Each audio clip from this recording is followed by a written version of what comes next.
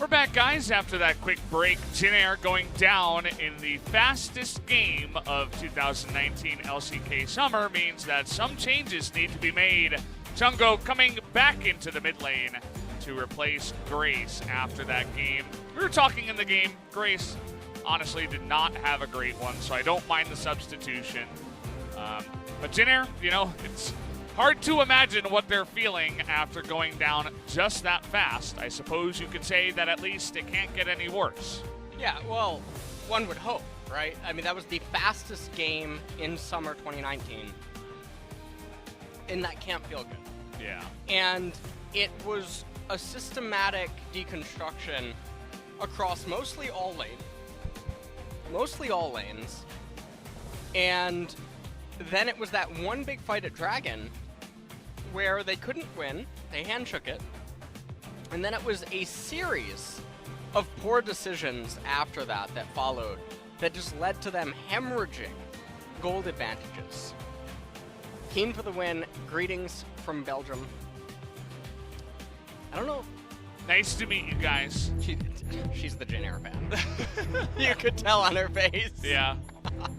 She's the Jin Air fan. Sorry. Yeah. It's okay, you know. It's the thing about being a Jin Air fan is that you know that the majority of the games will go this way, but then one day you will have your redemption, and it will be a fantastic day. One day, some guy is gonna drink way too much alcohol, and he's gonna bet all of his life savings on Jin Air. That's gonna be the day they win. Yeah. And he's gonna become a millionaire. He's gonna go on. He's gonna purchase a team somewhere.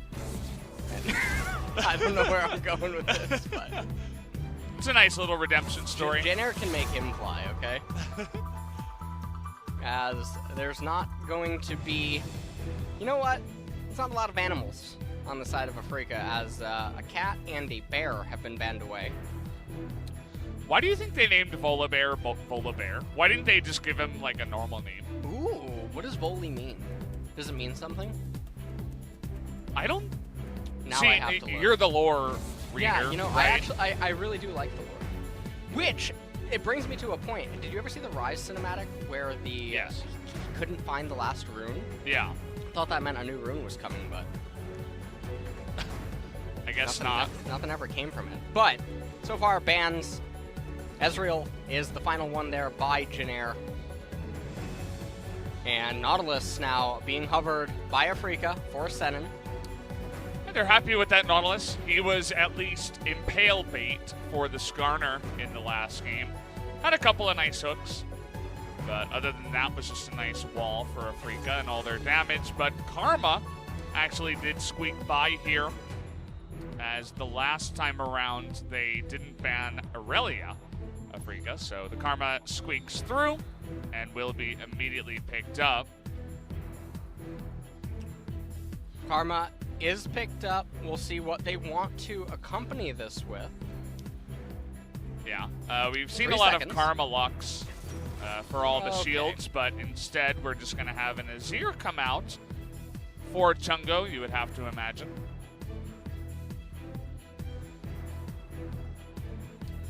And can't find the meaning of Volibear. Yeah. Right? So. I mean, they could have named him anything, right? But they gave him a name that's like some meaning plus bear, right? But bears... Is it like a play on volleyball? I highly doubt it. No, isn't one of his abilities Rolling Thunder? What does that have to do with volleyball? He rolls into a ball. No, he doesn't. Never Oh my mind. god. Listen, you know what? Where are you Kennen's here. going with this? Stop. Okay, Kennen now picked up for Afreeca. Are Kennen and Volibear best friends because they both control thunder? That's something you should know if you're a lore guy. Are they arch nemesis because they're trying to fight for the position of who gets to be the who's the best thunder god? Yeah, exactly. As Xayah picked up by Afreeca as well. These are all very engagey champions right now. As a fan currently, Love from Australia. He has the Jin Air sign. That's a glad plane. That's a glad plane. So at least one person's flying it here in the studio tonight. You know what though? Planes don't tend to fly when birds are involved, so. Oh boy. The Azir is actually cursing. Is that true? Yeah. Okay. Birds can cause planes to crash. All this, all right. So That is true. And they just keep picking more birds. Xayah's a bird. So Anivia next. Anivia yeah. Quinn, right? We got Quinn Rakan. coming up next. Never mind, Rakan banned away. Oh, okay. Afreeca, in a weird turn of events, is actually trying to save them. Yeah, they're Right. trying to be generous, right? You don't want to crush the enemy too hard. Maybe that's what the G in Jin Air stands for. Generous. Probably not. There's probably a real. The G in Jin Air. Are you okay? No, oh no, JAG. Ah, okay. The G in Well, Greenwings. Greenwings, okay. right. Yeah, there but you go. Perhaps there's something else there. We Anyways, figured it out. Olaf is the final ban away by Afreeca. There's a lot of backline access on the side of Afreeca. And so if you're Jin Air, all that you have to do is choose anti-engage type of champions. Yeah. And you're going to be having a pretty good time. Morgana, that's one of them. That's a good pick, I think. Yeah. And this would mean that Kennen is probably going to be going up against the Karma. Oh, okay. We're just going to get a TF slam down So this for is you, really, Cal. really interesting because I know that APTF doesn't do all that well against Azir, but I'm not sure if this is the AD Twisted Fate that we saw a lot in solo queue about a month ago. Yeah. A month and a half ago. So we're going to have to see what kind of variation of TF is it going to be. Is it going to be the EU West enthusiasts that popularized it on hit Trinity Force Twisted Fate, or is it going to be the Voldemort Twisted Fate? Which one is the Voldemort? He who will tell. We can't talk TNF? about it. Okay. Oh, okay, sorry. Yeah. I just thought that I understood the first part. I'm like, yeah, I understand all of these words, and then the second one was like, wait, how does that relate? But I suppose you guys get it, as this is her first time coming in here to watch. She's hoping for the first win for Jin Air. Maybe she's the lucky charm. Well, looking at both of the team compositions, we're going to talk about them all when it pans to the graphics in a second. But I do have to say that if we swap the teams, okay, if it wasn't Afreeca and Jin Air, I would say that I think that Jin Air's team composition is actually vastly superior. Yeah. In most cases. However, you can look at that in a vacuum, just right, draft, right? In a vacuum, I think that Jin Air wins the draft, but here we have Kennen, Lee Sin, Twisted Fate, Xayah, and Nautilus. Lots of engage, lots of early game acceleration, flexibility, and mobility in the mid to late transition. So, lots of access right there. So it's definitely be on Afreeca to get the ball rolling and accelerate ahead. But on Jin Air's side, they need to stabilize. That's all that they need to do. Xayah, Morgana, Azir, Sejuani, and Karma. This team composition wants to go 3, 4, 5, 6 items, keep it going, and then deathball the opposition with the Karma shield and the Azir and Xayah just raining down damage. Yeah, so you'd have to imagine Game 2 should be a closer one based off the draft. We'll see if Jin Air can pilot it here going into game number 2.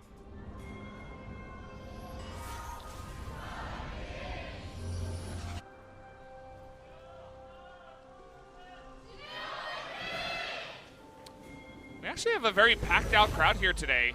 I know the cheers aren't gigantic, but it feels like almost every seat in the house is packed out. So everybody enjoying the League of Legends nowadays in Korea. Also got a lot of foreign fans out there in the audience. I see you guys. Hopefully some of you guys picked up those English headsets and can actually hear us here on the broadcast. Well, I hope that they are enjoying their experience here at Lowell Park. You know, personally, if I wasn't a caster and I saw those flags every time, and then I bought a plane ticket to South Korea, I came here and the flags weren't here, it would have been the most, it would have been the ultimate betrayal. I just don't know. You're all about those roster flags. Yeah. Well, this is Spellbook on Twisted Fate, so it's not the Kleptomancy. I do ponder if he's going to be going into the AP tree. Maybe something's changed about the matchup that I am unaware of, but in olden times you would not think to pick Twisted Fate here into the Azir, so Yeah. we'll see how this all ends up going. That's my favorite TF skin, by the way. What? The one that he's using. I don't know the name, but I've seen it many times before. I like that everything is very well defined. Wait, is it? Well, hopefully I'll get to see. G-Sun said something, I didn't quite hear it. It kind of sounded like she said Poseidon, but I don't think that's what she was going for. Pulse Fire. Okay. Pulse Fire Twisted Fate. Okay. It's the one where the red card hits and then there's like a circle on the ground. You know, my favorite is actually PAX. Okay. PAX TF. Do you have that on your account? I do. Oh, I do. Yeah. cool. And cool. the only the only reason it's my favorite is because it's not obtainable. So it's about letting people know. Yeah. You know, the rarity is the true prize of it all. That's good. Dread just coming by, stealing some experience. He says thank you very much for that one CS. That will mean that Ucal doesn't get level 4 because of the XP share, I do believe, on that specific wave, but won't be the end of the world. Everything is pretty stable right now. Dread has a bit of an interesting route so far this game, and you can see that Malrang, you know, I mentioned in game number 1, Sejuani is not a champion I think of when I think of Malrang. Yeah. And a lot of that has to do with because it's a champion that wants to strategically outpace the opponent and play around vision well with good pathing. Dread's going really deep here. Chungo on the rotation, not able to get that shatter on the freeze. Dread trying to get the safeguard as, Senan gonna block everything here, try to help out his buddy. He's trying to dredge line to safety, but he's gonna go down as he sacrifices his life for Dread. And that was really, really surprising by Afreeca to coordinate it in that manner, and now Jin Air, they find themselves with an advantage right here in the very early stages of this game. We're probably going to take a look at the replay of that in just a second as Azir, he's elected for double door on 3. And as we pan to top lane, Kiin just farming it out, also going on hit Kennen, has that press the attack. Karma running Airy. See, doesn't that skin look cool? No. I see that you're All easily right. impressed. I like it. It's got the things floating around. I tend to have low standards with all this, but Yeah. Take a look at the yeah. replay of the Lee Syndrome here from Dread. So he ends up taking the Q, and I think he wanted to try to enter into a smite fight. He paths over here, but because Azir was already moving, it's a little bit too late. Now, one of the interesting things that they could have done is the way out of this situation for Afreeca is to have Dread use the safeguard to Senan and to have Senan flash away so that it extends the Lee Sin distance. Yeah.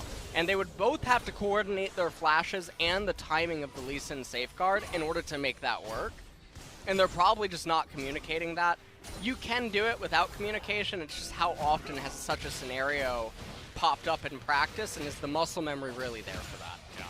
That's probably the first time. I mean, it's either the first or the second time probably. You'd have to imagine a very rare situation. That does happen as... yeah, I mean, Dread, a little bit overconfident, gets followed over the wall. Does Malrang, and Malrang just able to shut him down. Malrang trying to follow up here as Senan does not have his flash available. If a binding hits, you'd have to imagine that Senan would be in a lot of trouble here. Malrang still hanging around, but decides that he'd rather go over to Bertha, his good friend, the Gromp from Red Side, and decide that is where he's going to go. Kiin doing a bunch of damage already. They're looking for a potential dive, but Lindarang seems to have a mind here that this is happening. Dread now looking to get on in there. They have TF trying to slow him down. The flash on him with the yellow card, and that is going to be a nice kill as Ucal making that TF go to work. And this is one of the interesting things about Twisted Fate, is usually the reason that he disappeared from pro play was pro players, they got better at the game. They got more aware of the timings, the rotations, where champions could and couldn't be. I'm going to hold that thought, though. All right, 5 people on the bottom All lane right, they're for Jin all Air. in. And they're just trying to blow him up here. Afreeca as, oh boy, Emperor's Divide going to sail wide. Senan, though, will go down here. 5-on-2 as Kellin has to flash and heal to get away to safety. Everybody trying to go on in there. Kiin trying to trade it back, not quite enough, as so many resources used to try to drive that turret, but they're only able to pick up Senan. They only picked up Senan, and that was way too heavy of a commitment. They're losing out everywhere else on the map, although I can't tell that cluster at the top. You see that? I'm not sure who that is favoring right now. Yeah, top lane. Okay, actually, that's really good for Afreeca. Oh, that's really, really good for Afreeca. Kiin has a freeze. Yeah. So, Mountain Dragon was started up right now by Dread. It ends up being brought to 2.5k HP. Jin Air still have yet to really stabilize any of their lanes. And look at the question mark ping going down. Lindarang, oh, that's a nightmare. Yeah. Oh, the lane's over. Oh, boy. Oh, man. And we know Kiin is a guy that is pretty good at freezing. Kiin is going to get level 8. Why? Yeah, I mean, we'll have to see the what he did after that, you know, if he did push it back or not. But you can see here that it was 5 members going in and so many teleports and flashes as the turret aggro was not dealt with correctly in total, as too many squishy members were taking turret shots. And man. Yeah, I mean, Kiin did push it back here, as why? He didn't want to get the freeze. He says, I like turret plates, and I'm going to attempt to get some here in the top side. If he held the freeze right here, and you see Lee Sin, right? If he hands off, if he just does his left side jungle, and then he comes up into top lane, what do you want Karma to do if you freeze the map? You're not going to have Malrang, who's level 5, come over and help him break the freeze, because then if Lee Sin's there, Kennen has a 2-level advantage already. He's just going to run right on top of you, and you're going to die. It's flash versus no flash, too. It's flash versus no flash as well. So there's no, it's just a huge blunder by Kiin, no matter how you want to try to spin it, to push out the wave. Especially because that is the path that Lee Sin has to go regardless, because he has to clear out his left side jungle, he has to hand off the blue to Ucal. And even if you draw out Malrang, that means that you're helping your jungler out anyway, while still retaining the advantage in top lane, and then forcing the enemy top laner to share XP, even though you got all the solo XP. Yeah, and I think it's a bit of a testament to the Afreeca Freecs style, just non-stop aggression, and sometimes not thinking about it too much, you know? They definitely like to just get on in there and say, we want to fight, we want to push, we want to not waste any time with this. As Kiin, he's going to take it in the opposite direction. Instead of getting all those advantages, he'll just say, I'm going to just zone you off your turret, which is another way to deny a bunch of XP from Lindarang. Obviously, much harder to pull off, but seems to be doing well so far. As Jin Air, though, on the other side, are going to get an objective here. The Mountain Drake should be going the way of Jin Air and Lindarang, who is able to pick that one up. And so that is pretty good for Jin Air. It does open up potential 2-man Baron situations if they can also secure themselves the next mountain. But with the Karma, they're already sort of impervious to Baron damage. Using those Karma shields with just one mountain, they are able to tank it basically infinitely and just get it. So later on in the game, these Mountain Drakes potentially can end up paying off big time for them. And it's going to be on Afreeca to try to make something happen. As Kiin, he's continuing to get these turret plates up here in top lane. It is almost a 3-level disparity. Yeah. And Dread going to come up here with the Rift Herald. You can see that the first blood turret will go to Jin Air, but Afreeca will be able to respond up in the top side whilst also having the Rift Herald. So they can get a lot of objectives afterwards. They're going to get all the plates for now, hand that over to Dread and Kiin, whereas Dread can, you know, show up to the mid lane where already 2 turret plates are down, give Ucal some more gold, and overall Afreeca will get the win. And this is not even including the top lane disparity, which is what you were focusing on. So definitely, once again, Afreeca stacking up the advantages in this game. Yeah, 1,700 gold is the gap between the top laners. And Azir not really having the best of times here. Down 2 levels. The level disparity is the real culprit right now inside of this game. Because the base stats, I feel like it's not often talked about enough. It is so powerful. It's the extra skill point. And then in addition to that, all the base stats. So you get the HP. You're effectively having anywhere from almost 300 gold maybe, depending on what champion you are in terms of just raw stats over your opponent on level up. So it's so strong. And when you entertain that right now there's a 3-level gap in the top lane, it's just so scary. Now, one of the things about this though is that because the cumulative level score for Afreeca is higher than that of Jin Air, the minions of Afreeca are stronger. And so it's really easy for Jin Air to just sort of sit back, wait for the waves to come in, and then try to the F word again, Valdez, freeze. Oh boy. You know, because there's no neutral on the map, and they shouldn't be trying to take fights right now down this far, not just in gold, but in base levels. Well, a lot of the players here in this league do not like the F word. They're not familiar, or they might be familiar, but they don't like freezing. That's the name. As TF ult's going to come on in here. Featherstorm as the flash comes in, and he's actually going to get away. Trying to turn this now on to Kiin, who's really trying to push for the kill. Will be able to pick it up, finally, as Jin Air come up here with seemingly their entire team to try to get some other kill on the back of that. That ends up being a 1-for-1. Yeah, it's a 1-for-1, but it's a really big shutdown that helps with the gold gap right now, and also the XP. You have to factor that in when you kill a champion that has such a big level advantage over you in the current game state. So Ucal also committed his ultimate to that. He also almost has Trinity Force completed, so despite not having the Kleptomancy on the TF, it does look like he will be carrying on into the on-hit version. Stun comes in by Kiin. You saw that he kited backwards, though. And then right here, really good snare was able to be done by Root. Kiin really wanted to make this happen, actually flashed for it. Root came back, though. You know, if Root didn't come back, they didn't need his DPS to kill the Kennen. The Kennen was already dead. So Root actually put himself in a position, after the Great Escape, to die in the end. 40 seconds now until the Mountain Drake ends up spawning. And even though the gold gap at the top is only 1.4... Take a look at those plates. Yeah. Everybody's getting gold in this game, even Jin Air. Just able to strike back. They struck first, actually. They struck first in the bottom side with that first blood turret, and then Root went top and picked up all the plates on the top lane turret. So they're going to pick that one up. I want to point your attention to Lindarang's build. A lot of the time, from top karmas or really any karmas, we'll see them just go Athene's Unholy Grail into just more support items, but instead he went straight into Illudens.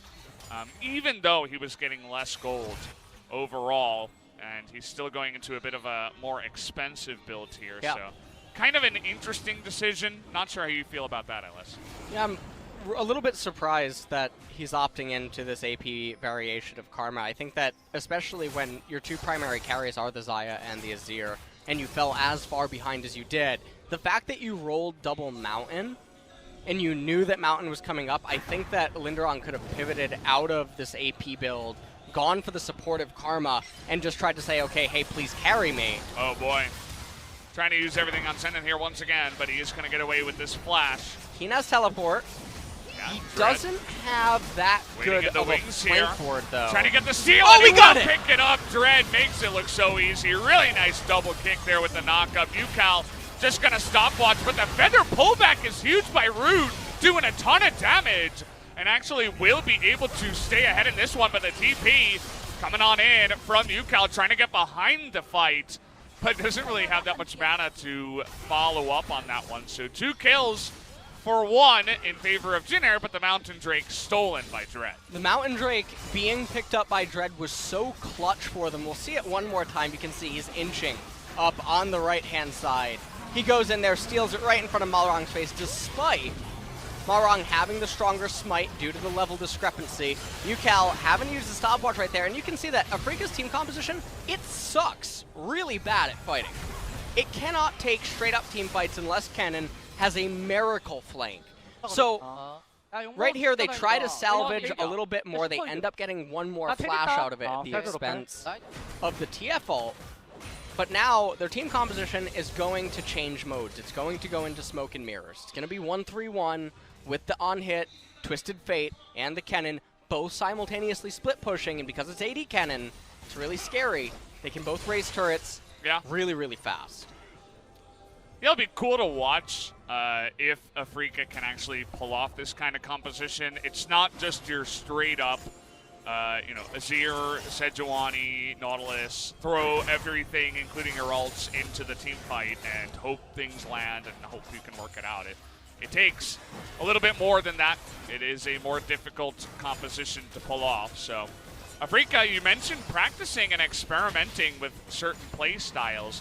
Well, this is a great game to do it in, as we talked about. We'll see if they can actually pull it off here. That adds a small little mini game in this one for us watching to just kind of see if they can actually pull it off and grade them.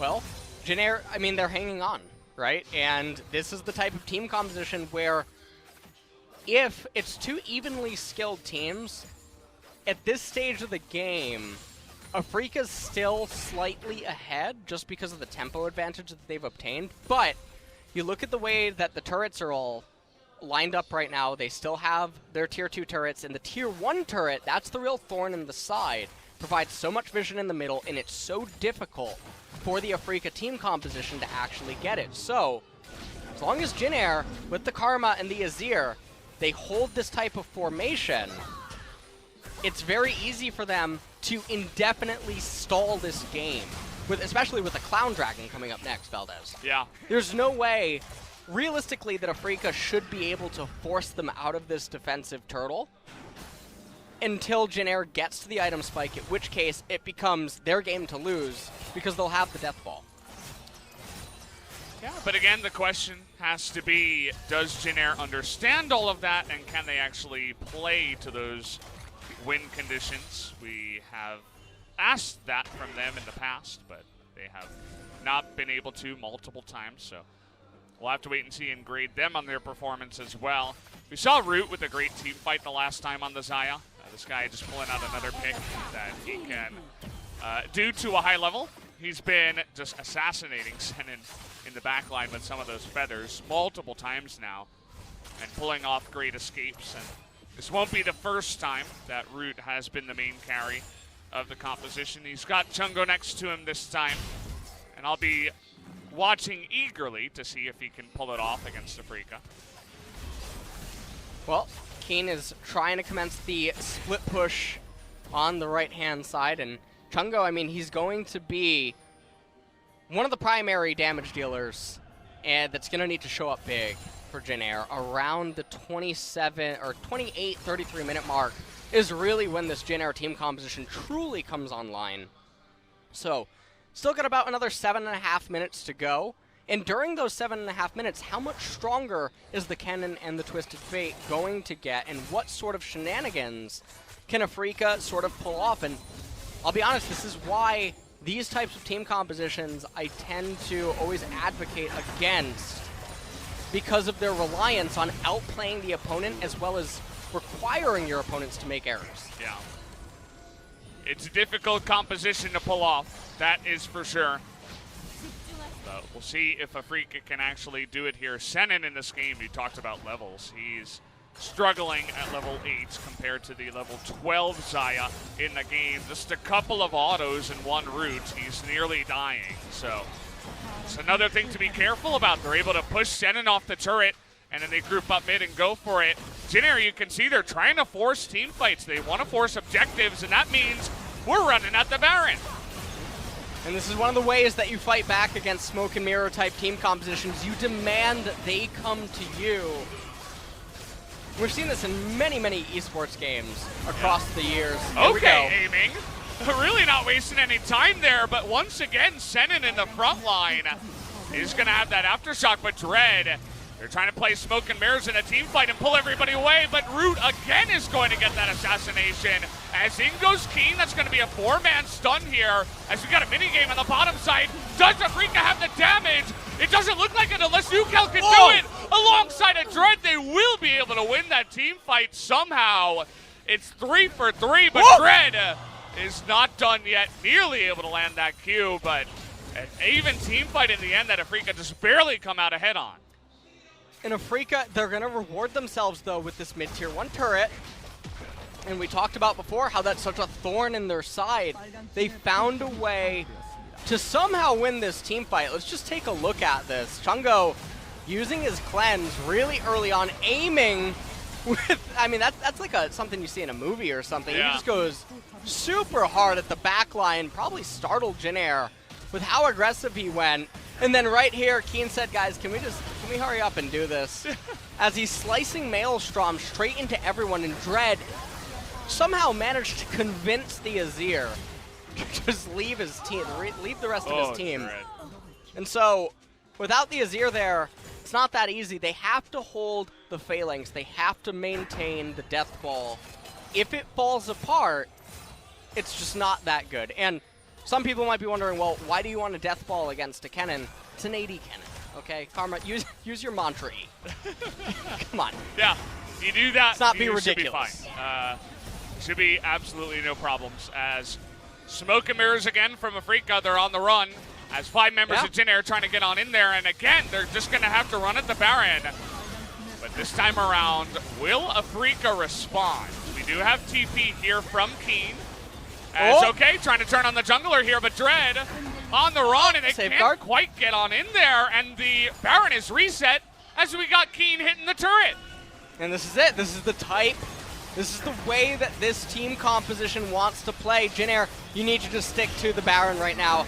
It is so sad, but you're in a 50-50. You don't have the Sejuani. All right, TP coming in as Dread is not going to be able to steal that one. Has the stopwatch, but Senan's going to go down. As Chungo with the big sweep there into the stopwatch, but there's still so much damage from aiming at Kiin.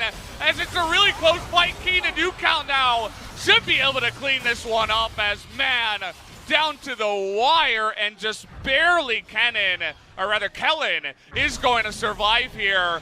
We got a TP down into the bottom side as Ucal wants to get some extra wins, and I don't think that support Morgana can do it alone. No, the support Morgana is not going to be able to stop the Twisted Fate from at least getting this inhibitor. Despite the Baron minions being there, it's not going to matter. Kennen, meanwhile, pushing up mid lane, so he'll be attacking Baron indirectly by removing all the minions from the map. He also picked up a red buff for his troubles. We'll take another look at how this all transpired. Now, if Jin Air loses the Baron, the game probably just ends. But Malrang able to come in clutch with the Baron smite. And right here, Kiin, he's about to charge super into the pit. And you can just see that Kellin and Lindarang, they're a little bit spread up. Chungo, he goes golden. And in doing so, he lost so much DPS as well. So the positioning out of Jin Air was just punished by Afreeca in this fight. He pushed the Kennen on top of the 2 squishies that were trapped in the pit. Well, Valdez, he's trying to go home. He's like, here, have this Pikachu. Now I'm going to go golden. Have fun dealing with that. What if it's a Raichu? Ended up doing a lot of damage in the end. He's only a Raichu if he's AP Kennen, okay? Right now, I think it's a Pichu, and then a Pikachu, and then a Raichu. Okay, so what's a Raichu then? How do you make it a Raichu? AP Kennen. Okay. That's what I just told you. I'm confused. I'm not sure. The only Pokemon I know is Barrel, so we're not casting Dom 1 today, so I'm getting a little bit confused here. As Ucal trying to go one-on-one, nice hit on the blasting plant, and Lindarang in a bit of trouble. That's a red card, my friend. And it is going to not hit him on the backside. Lindarang will get away as they're just splitting them apart now. Jin Air look lost here as the 1-3-1 is coming to life. It is in effect. Oh boy. Man. Lindarang. Oh, that feels bad. A little bit late there on the recall, and they spot him out. Even though Jin Air have some decent vision control. He ends up dying right there. The Baron, D-power play. That's called a penalty kill. What? Yeah, it's called a penalty kill. Okay. Yeah. Well, negative 1600 is currently the power that was given by this Baron. Yeah. Maybe that makes it poisonous. You know, maybe it's a Yeah. poisonous Baron. The purple buff that's given to only Kellin here he's the only one that lived with the buff, by the way. It's actually poisoning him slowly. It's taking away his gold, and that's why they're on the penalty kill here. Well, Jin Air, they're going to try to stabilize. Now, the game isn't over, okay? Mountain's coming up in 15 seconds. Now, if Afreeca knows what's good for them, they'll wait until 30 to take it, so that they can force the spawn of the Elder. Because if this game keeps going, if another Elemental Dragon comes up, they don't get the next Baron for some reason, because Jin Air just deathballs their red side jungle, maintains the Phalanx, and it becomes hard to break into. Currently, they only have access to one inhibitor. Jin Air can keep turtling for another 6-7 minutes, and eventually, Afreeca, yeah, they'll have their teleports, yes, they'll have their Destiny Gate, but the Xayah and the Azir will be so strong. Whereas a few of the champions on the side of Afreeca will begin to taper off relative to how the two comps interact with one another.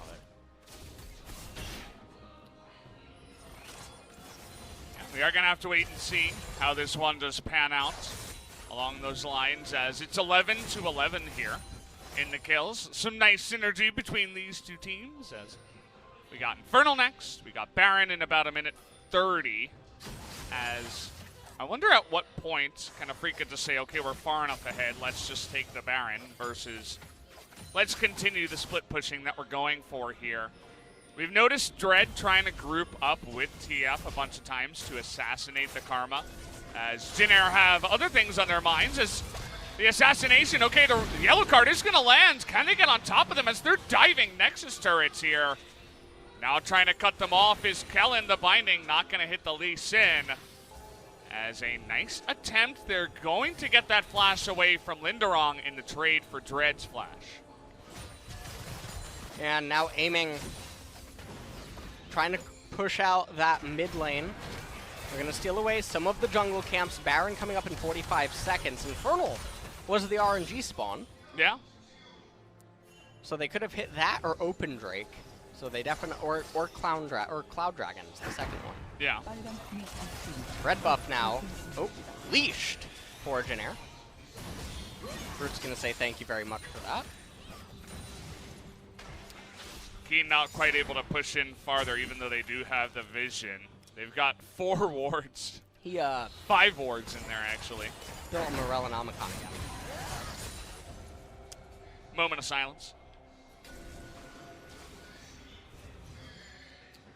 Yeah, Chungo. Just R.I.P. the Morellos. Not sure about that one. We'll see how they can do now, though. Immediately turning on the Baron. They don't want to give Afreeca any time to push in, but Afreeca can say, yeah, I mean, sure, go ahead. Dread's going to try to come on in here, but he is going to be CC'd away and not going to be able to steal that one. As a kill on the Baron do go the way of Jin Air, but Afreeca not stopping on the push, as the rest of them actually trying to deny the backs here. They might be able to get Malrang. It's going to be the one as Ucal went a bit far. That Ignite sticking. He is going to survive, actually, on the backside, but 2 inhibitors are going to go down here. Oh, the play of the Rune King is going to stop the back, as Kiin is going to say nope to that one. So they get 2 inhibitors and a couple of kills for the Baron buff on 3 for Jin Air. Yeah, and you know, normally I would be against using the flash right there to kill that Morgana, right? But it's not just a Morgana, it's a Morgana that has the Baron buff. So you have to bring her down. You need to remove as many Baron buffs on the side of Jin Air. Now, fortunately for them, they did crack that base wide open. So right now, they do have an opening, potentially, where if Jin Air end up leaving their base, there is a true possibility that Twisted Fate with Destiny Gate can threaten a backdoor and a Nexus kill. So Dread comes in here, he wants to try to steal away the Baron, but there was probably a better play here, which was that given Kennen and TF's locations on the map, he could have just stopped the backs, let them have the Baron, and then do everything in your power to deny all of the recalls, and maybe you win the game that way. So, Dread obviously went for the 50-50, didn't quite get it. HP was too high on the Baron. He was killed. Oh, and that's how they saw Morgan in the bush, was the Destiny activation. Destiny came in as...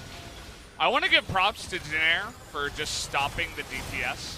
That's something that other top teams sometimes have trouble with. Yeah. You talked about the Lee Sin decision, which is granted, but if he takes the decision to try to go for the steal, you're going to have to try to stop a 50-50, and the way you do that is either by denying him entrance to the pit, or you stop DPS when he comes in so it doesn't go down in smite range. And Jin Air actually did that really well, so props to them, especially with an Azir that can sometimes get a little bit dicey with all the soldiers. As we're going in here on Lindarang, he's so dead. That's one of the parts of having a TF on your team, who, by the way, has a ton of items here and does some real DPS. Yeah, he has those 3 completed core items, Rapid Fire Cannon, Infinity Edge, as well as the Trinity Force. And so right now it's going to be turret defense for Jin Air, as they just want to hold on. If they can hold on, they'll get one more whack at a Baron. And this is hitting the breaking point. Now, it's a little bit accelerated because the waves are constantly coming into them. They've had 2 Baron captures now. But you look at the levels across the board on all of the champions as well, and it's not really that bad. But now, look down at the itemization, and you'll also notice that the items are starting to get pretty scary on the side of Jin Air. Now, Infernal Dragon was just taken, and you know what? I cursed myself. I wasn't looking at Xayah as it was taken. LS, right? Low standards. Ah, man. You know, you should have some higher standards for yourself there. You should make sure you're looking at the AD. Late to stats, that's what it stands for. Oh, man. Laggy stats here on the broadcast. But yeah, I mean, she's up above 200 already. She's got 207. So it's a lot. It's a lot of attack damage here for our attack damage carry. As it does feel like Afreeca should eventually win this one, as Jin Air, every time they get the Baron, they can't really do anything with it. But we mentioned it before, it's not an easy comp to just, you know, if we're here and we got like a dive comp, a great team fighting comp, and you're this far ahead, you already took 2 inhibitors, Afreeca just group mid, and then they dive mid turret, and the game probably ends. But because it's a much more difficult composition to handle, we got crazy shenanigans like this going on. I mean, people are diving Nexus turrets over and over again and trying to pull Jin Air apart. Yeah. And now, Jin Air, they're going to try to hold on. As you mentioned, Afreeca going to try to pull them apart. But Elder Dragon coming up in 3.5 minutes. They might just have to wait for it, as with the Elder, that'll give them enough ammo to really go toe-to-toe with Jin Air, even against their Death Ball. All of a sudden, the Slicing Maelstrom, even though it's on an 80 Kennen, still going to hurt. Little bit of a little bit of a tickle, you know. Yeah. Like, you know, the static electricity when you know, it's the winter, it's pretty dry, right? You're wearing the big fluffy coat, and then you touch the middle bar when you're going down the stairs in the subway. That's that feeling when the Kennen comes in on the 80 Kennen. Kind of like a P2, like we were talking about before. By the way, I mentioned AD for Xayah. She's actually AP. She's got incredible AP. You were talking about the AD Kennen, and I was looking down. I'm like, oh, actually, there's a lot of AD on the team, but Xayah is not the AD carry here. She's actually the one AP carry on the team. Yeah. So looking to burst him down here, as he is going to get that shuffle away from Jungo. Looking for that nuke. It's not quite going to land. That wasn't a nuke. It's her W. Yeah, well, you know. Get your eyes checked. I thought it was Ziggs, right? They look kind of similar, right? As once again, trying to pull them apart here, Lindarang can't get near Kiin. Okay, now we're going for the flank here. They successfully pulled apart Jin Air, as the TF, though, is going to go down immediately. Nobody really has enough DPS. Finally, Root, no! He's going to stay alive, as the life gain is going to be enough And it really is just the root carrying this one as they overestimated their damage this time around. That was the death ball of Valdez. That's what I was talking about for many, many minutes. Okay, I might have some low standards, but I think my standards All right, Kiin, what have you got here? He's only going to get one Nexus turret and bring back the Azir, but well, they just have to stop him. It's pretty late in the game. I don't know if they can actually stop this here, Afreeca. The dream is real. I think Jin Air are going to win this game. Yeah, Jin Air's going to win. Emperor's Divide. Oh, okay.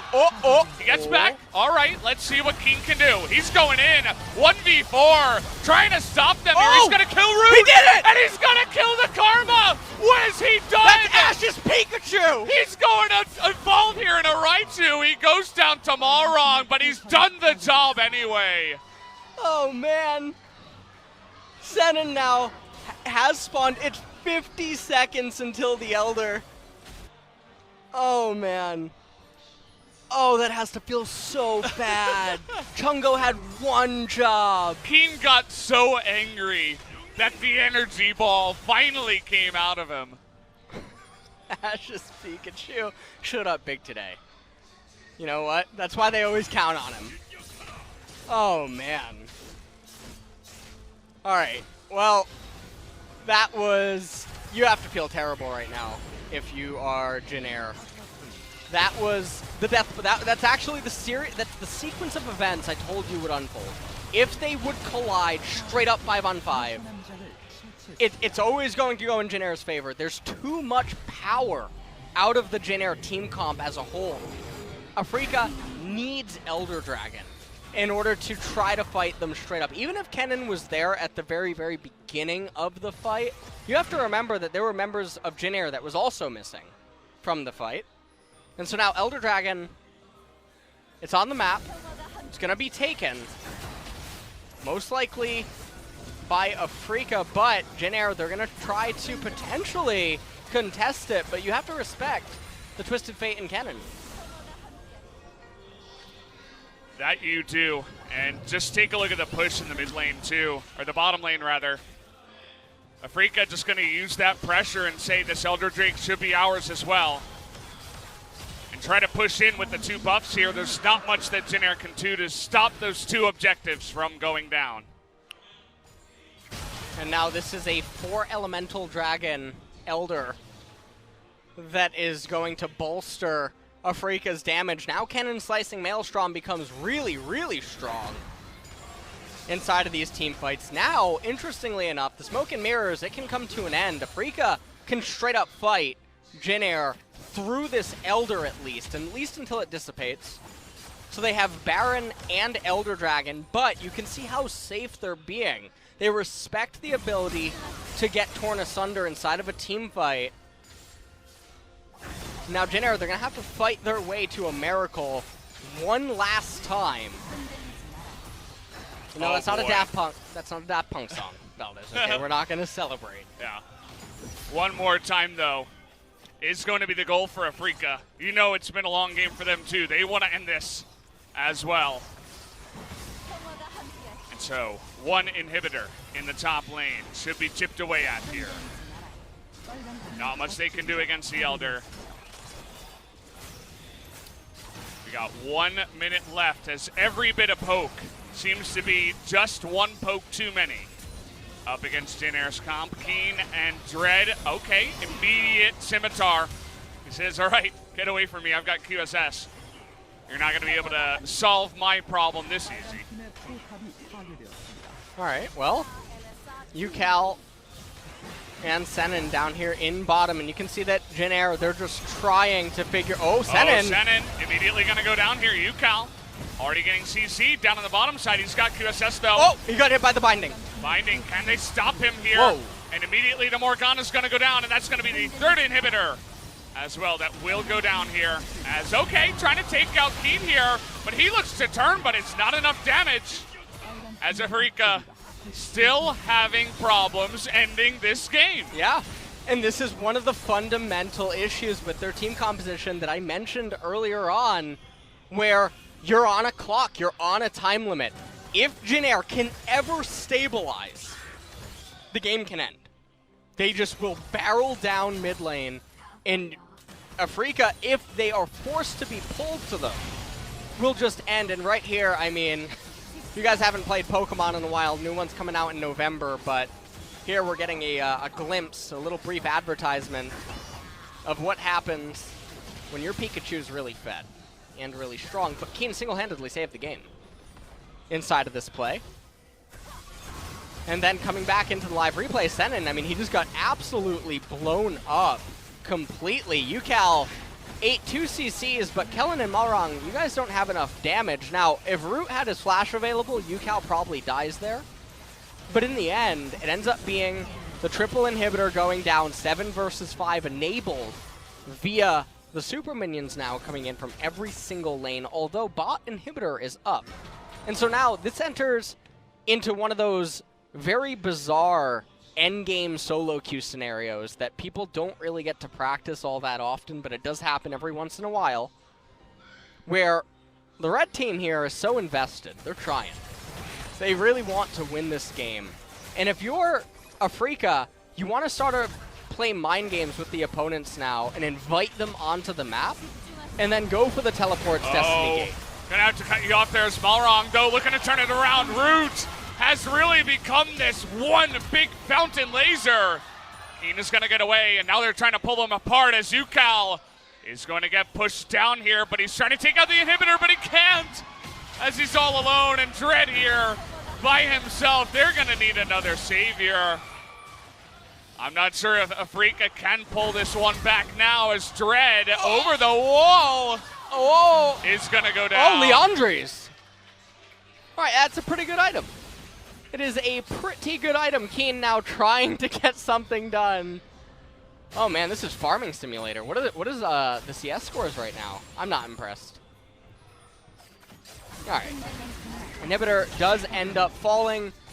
Jin Air look like they're trying to barrel down mid lane. It's only Senan right now, but it's only 12 seconds on the Kaisa, so the inhibitor in mid lane doesn't really do that much because double super minions spawning from everywhere. This is turning into a crazy game. It would be so much better for them to just be in front of the Baron right now. Okay, TP again. I don't know what they're doing. They're struggling. It's not the first time we've seen this either. Kiin trying to stop them from backing as the push is still happening. Oh, that's scary, but Kiin doesn't have flash. Twisted Fate also has teleport. You can see Azir and Karma, they don't know what TP to... bot. Not trying to go for the team fight, I suppose, as Senan in a bit of trouble here, but Kiin is just chunking them down. And now TF again. Ingo's aiming, trying to do what he can with the shields. Gonna chunk down Root again. And pushing in the bottom side. Okay, Destiny now. Trying to do what it can as another nuke is gonna hit Root. And Jin Air once again has to collapse back into their Nexus turrets. All right, well, Shurima turret killed Shurima turret. Thank you. Right above the minimap as Afreeca now, they're going to pick up the Baron, and that's going to be the second Elder Dragon that they're going to be able to convert into. And so this is going to be extremely scary. Kaisa, those items are quite frightening. I mean, everybody's pretty much maxed out now. Even the Fountain Laser Root, who has 6 items, no boots. Probably sell the Banshee's Veil for Liandry's, most likely, if there's a way to better optimize the build. Because then the Luden's procs become so scary, as well as the Madness passive on the Liandry's. And there's just so much from your teammates that are able to be gained by having that item. Nonetheless, we will also notice what? A ZZ Rot portal has been bought here by our we're going back. 80 carry. Root says, okay, we've gotten Azir, and we have a Kaisa, or not a Kaisa, as he's gonna die! 1 W's enough! I didn't even think that could even be possible, but he does it! As that might just be the camel that breaks, or the straw that breaks the camel's back, rather. I'm losing my mind here. As Root alone with the Azir, an easy flash gets them away as damage is way too much. Oh man. Kiin going in, chipping them one by one. And I think this should be the end of this one. It was a crazy game down to the wire, but Afreeca finally, in 46 minutes, take out the Jin Air Greenwings. And it all came down to that comp that they drafted. They made it look so difficult to get down to it, but a couple of nukes later from the Xayah, they make it 5v4, and they are finally able to end this ridiculous game. I mean, what a game it was, but it was really interesting to be able to cast two polar opposite team compositions colliding with one another. And it was also really fun to see the stable, long scaling comp get to go the distance despite how many disadvantages it found itself in. And it almost brought it full circle until the very, very end, where there was almost nothing that Jin Air seemed to be able to do in terms of true stability. And so, in the end, Afreeca, they managed to pick up the win. Not sure if they would have been able to do that against a different team in identical situations, though. But maybe that's just a testament to Jin Air. You know, I said today, prior to game number 1, that we need to not just evaluate them based on how they win, or just on a win or a loss alone, but rather how do they win, how do they lose. I thought they actually did really, really good in game number 2, holding on, stabilizing. They were put into a lot of awkward positions and almost fought their way out of it. So, there's that. Yeah, and you can see the disappointment on all the Jin Air players' faces. The coaches, it's hard to come in after that one and try to cheer them up, as we can all look at the standings and kind of shake our heads. It has been disappointing so far for the Jin Air Greenwings. They are now 0-12 in terms of series, so always a little bit disappointing. You can see Root doesn't look too bothered. I mean, he had a nice game there towards the end. He was one of those players that almost got them the win, and that's the way it goes for Jin Air 80 carries. They're always trying to go 1v9. He was nearly able to do it. You really got to give him props. But in the end, once again, going to have to feel disappointed. Will the Jin Air fans as Afreeca. Well done to them as well to finally pull that one out. It wasn't easy. It was definitely difficult. It was like climbing Mount Everest, I feel, that game. Have you ever climbed it? No. Then why would you say it's like climbing? You know, it's what I would imagine climbing Mount Everest is like. You know, I'm trying to extrapolate here and see what I can do, as LS is giving me a hard time. Having high standards for my casting, I see. Yeah. Thank you, Oh, LS. yeah, I have to. Can't let you get away with these type of things. Thank you. Keeping us honest here on the desk.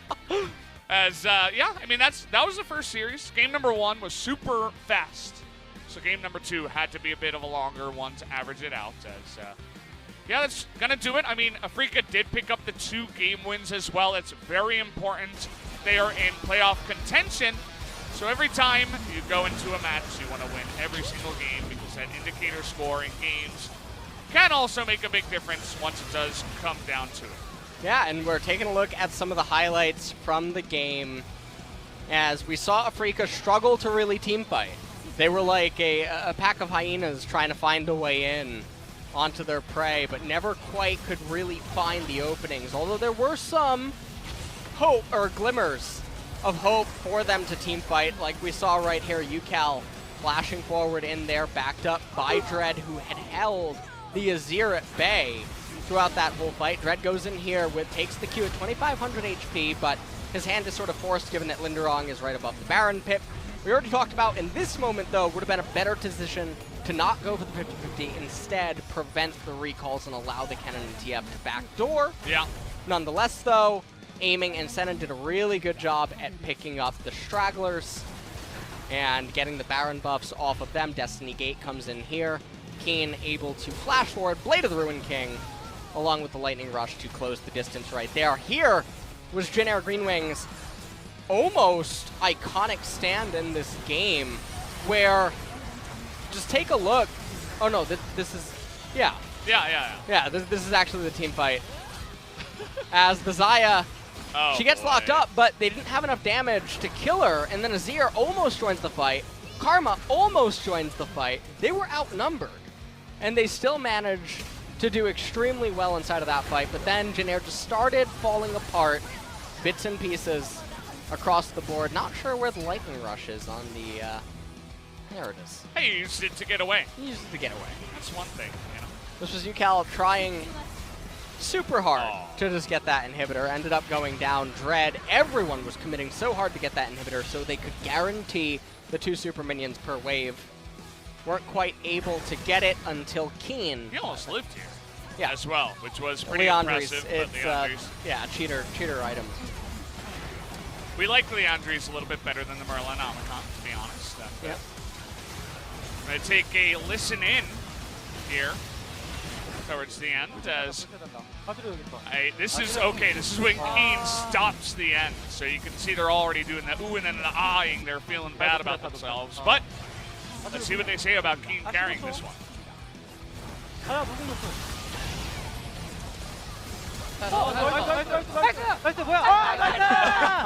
Oh, nice 뭐야?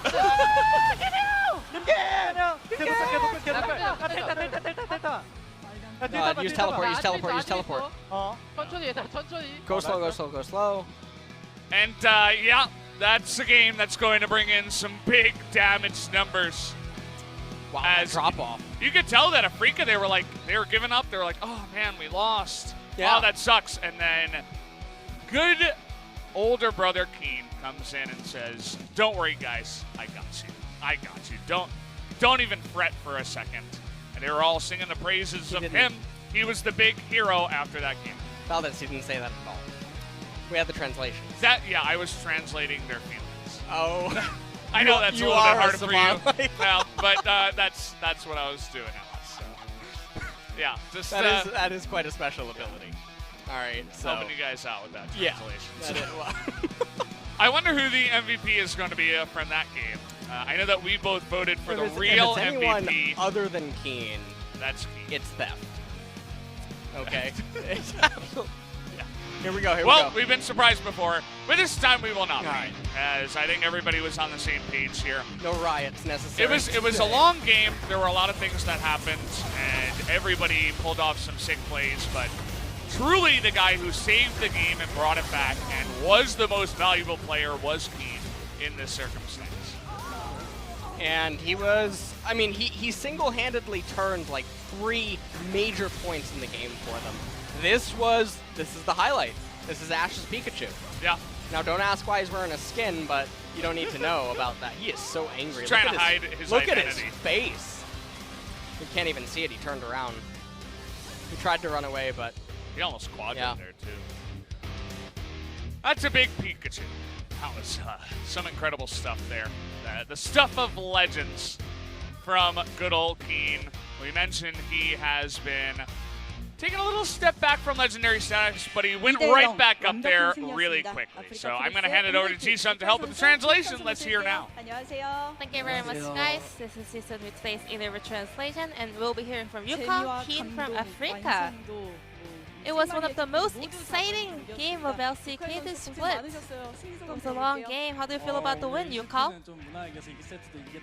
Well, with game number 1 was a bit easy, so I was expecting the same thing to go in game number 2, but it actually wasn't, so it's a big relief that we got the win. Yeah, game 1 and 2 was really different. So how was today's game overall, Kiin? Well, we were in a huge lead in game number 1, so I thought the game could end up earlier, but it's a relief that we got the win. So Ucal, you played Twisted Fate, and we all thought it's gonna be AP TF, but you actually went for AS, so what's the biggest strength? So if you get to play Twisted Fate, you know, the opponent's top laner feels a lot of pressure, so it's really good to fit Kiin. Well, I actually haven't faced Twisted Fate in the opponent's mid lane yet, but yeah, it can really go to roam to other lanes really well, so I think it really does give a huge pressure. So Kiin, you were rotating the side lanes a lot today. So what was the focal point of the late game for Afreeca? Well, since I was going to on-hit Kennen, I wanted to avoid teamfight as much as possible because Karma does more work in the teamfight, so that's why I was doing a lot of side lane pushes. However, we had one of the most cleanest team fights in LCK, so let's go through the highlights.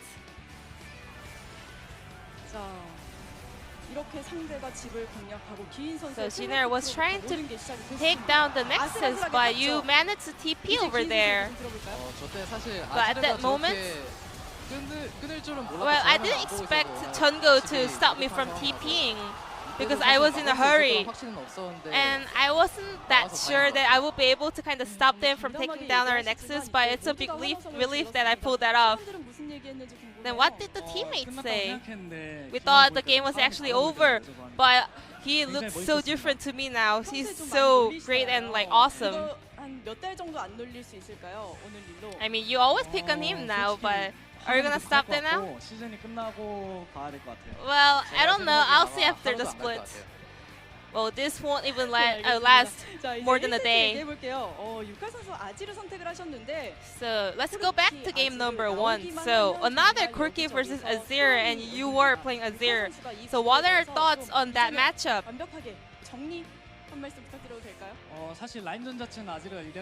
Well, Azir is in the lead in the laning phase.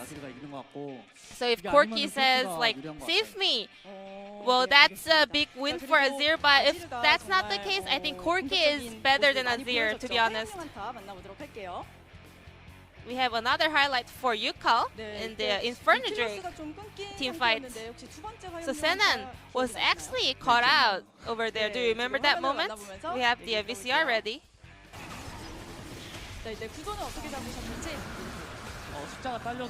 So even though we weren't having less players on our side, well, Jin Air didn't really have anything to initiate, so I was thinking of like turning the fight around when they trying to come in, and actually Kalista really did that with the ultimate, so we were able to win that team fight. And also we earned so many gold beforehand, so we were able to kind of win the team fight with the difference in our scale. And also Kiin, you picked up triple kills in a Drake teamfight, and you said top lane is over, but you actually instantly got ganked and died. What did you say after that? Well, we were a bit noisy after winning that team fight. So Corki, I think he made a call that, oh, you jungler is heading to the top lane, but I didn't really hear that, so I was a little bit surprised. I mean, I did give him the call, so I was so mad. I guess all the Afreeca players were a little bit too excited at that moment, but they were able to pick up 2-0 victory up against Jin Air. So your next match will be up against Kingzone. So you guys really have to climb up the ladder, right? I think we are on the 7th place, so I really want to take down Kingzone, especially Deft, and make it to the west side. So we are going to just practice really hard to make it to the playoffs. Thank you.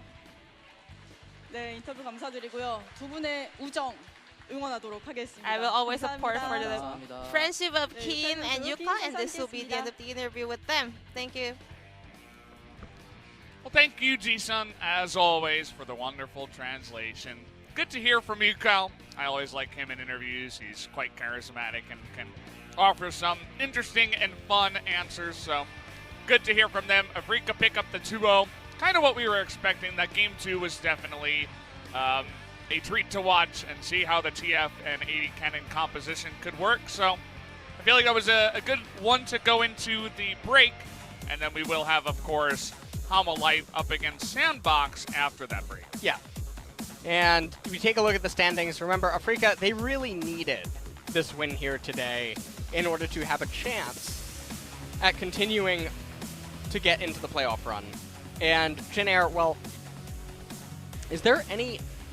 I guess there is a world where they can end up not in relegation, right? But for the most part, they're almost destined to end up there. Yeah, I mean, it's we got 6 more matches for them.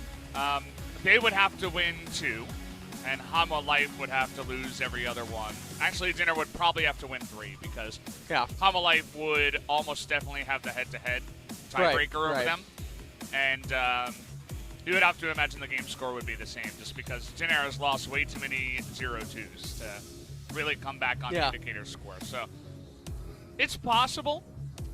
And actually, now that I think about it, we need KT to also do the same thing. So definitely, as you're mentioning, kind of destiny that could happen. But guys, we are going to go to a bit of a break, about an hour before we do get to the next series. But should be a fun one. Hanwha Life up against Sandbox after the break.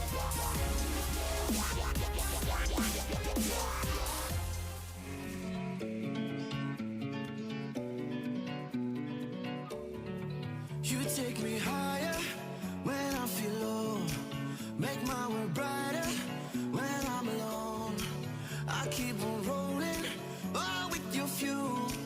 You're like my gasoline that makes my dream come true. 'Cause this is the beginning.